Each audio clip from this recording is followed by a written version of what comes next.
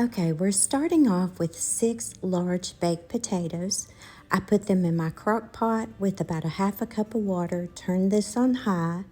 This took approximately 4.5 hours to cook in the crock pot.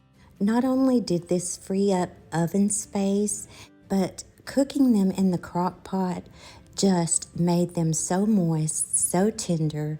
My fork went straight through these, and these were super easy to peel. This is the best way I have found to cook your sweet potatoes. And if you've ever had a baked potato in a crock pot, it's just like eating mashed potatoes. And these sweet potatoes are the same way. If you want to follow along with me, we are going to put this sweet potato casserole together. I like to start off with using my potato masher, really eyeballing these to make sure you don't see any dark spots in these potatoes. Then we are going to add a half a teaspoon of pumpkin pie spice, 1 cup of packed brown sugar.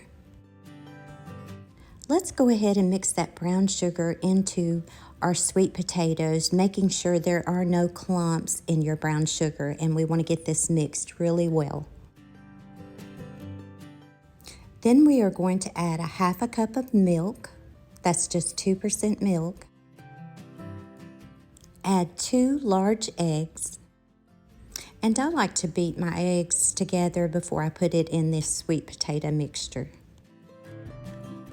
Add 1 stick of melted butter.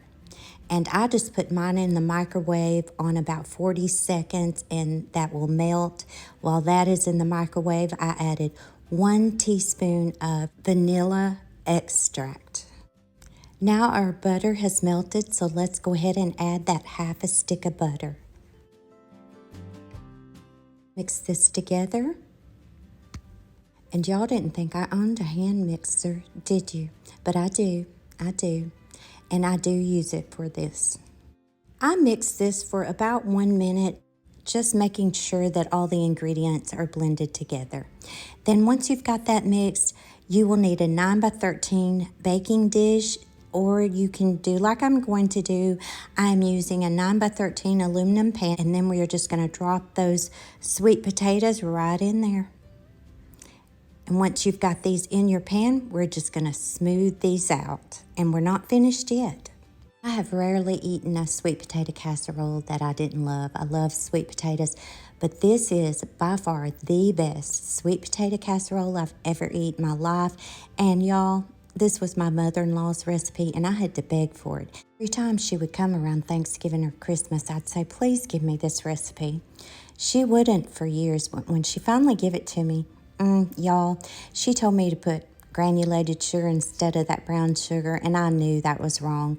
And I replaced it with the brown sugar and changed a few ingredients, and it tastes like hers. And you know what? It might taste a little better.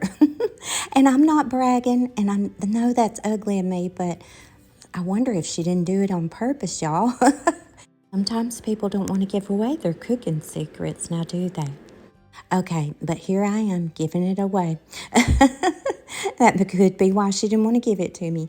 Okay, I have mixed 1 cup of packed brown sugar, 1 cup of whole pecans, and 3/4 cup of butter. Make sure you mix that brown sugar really well in this. You don't want any clumps. And we are going to top these sweet potatoes with this, and we're still not finished. I wanted to share this with you today because you can go ahead and make this and freeze that. That's what I did at Thanksgiving. And you want to get it out the day before and let it thaw out on your countertop, or you could even do it in the middle of the night before your party. Whether you freeze it or not, once you have your pecan mixture on top, you will bake this in the oven on 350 degrees, maybe 375, for about 45 minutes to an hour.